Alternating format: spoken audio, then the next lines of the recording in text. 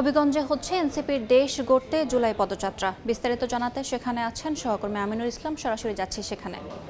এই মুহূর্তে হবিগঞ্জ শহরে শুরু হয়েছে ছাত্র জনতার যে জুলাই পদযাত্রা, সেই কর্মসূচি।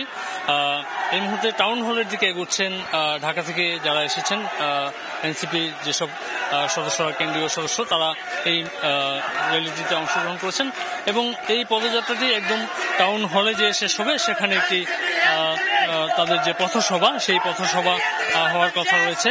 দেশ গড়তে এই জুলাই পদযাত্রা জাতীয় নাগরিক পার্টি এনসিপির পক্ষ থেকে আগে থেকেই যে নির্ধারিত তাদের যে কর্মসূচি, সেই কর্মসূচির অংশ হিসেবে আজকে হবিগঞ্জ জেলায় আসলে তারা তাদের এই কর্মসূচি পালন করছেন এবং এর পরপর শুধুমাত্র হবিগঞ্জ জেলায় নয়, পরবর্তীতে তারা সুনামগঞ্জে যাওয়ার কথা রয়েছে এবং সুনামগঞ্জ জেলায়ও তারা এই পদযাত্রাটি শেষ করে তারা সিলেটে আসবেন এবং সিলেট থেকে পরবর্তীতে তারা মৌলভীবাজার জেলায় যাবেন।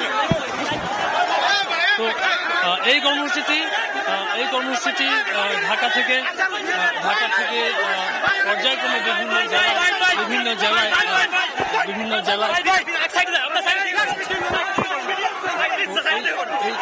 এই কর্মসূচিটি সফল করে তুলতে স্থানীয় যেসব নেতাকর্মীরা রয়েছেন তারা সহযোগিতা করছেন। আমরা দেখতে পাচ্ছি এখানে কেন্দ্রীয় নেতাকর্মীরা এই পদযাত্রায় অংশগ্রহণ করেছেন এবং বিভিন্ন প্ল্যাকার্ড হাতে আসলে নেতাকর্মীরা এই জুলাই পদযাত্রায় অংশ নিয়েছেন।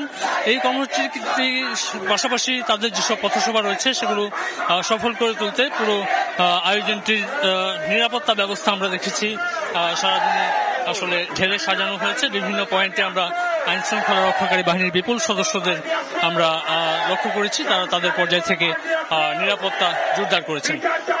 এই কর্মসূচির জন্য গেল রাত থেকেই হবিগঞ্জ জেলার বিভিন্ন মোড়ে আসলে বিভিন্ন চেকপোস্ট পরিচালনা করা হয়েছে। পাশাপাশি যে কোনো ধরনের অপ্রীতিকর পরিস্থিতি এড়াতে আইন শৃঙ্খলা রক্ষাকারী বাহিনীর পাশাপাশি স্থানীয় যেসব এনসিপি সদস্য রয়েছেন তারা কাজ করছেন। এই ছিল আসলে হবিগঞ্জ জেলার এনসিপি যে জুলাই পদযাত্রা, সেই জুলাই পদযাত্রা সর্বশেষ। সরাসরি যুক্ত ছিলাম হবিগঞ্জ থেকে।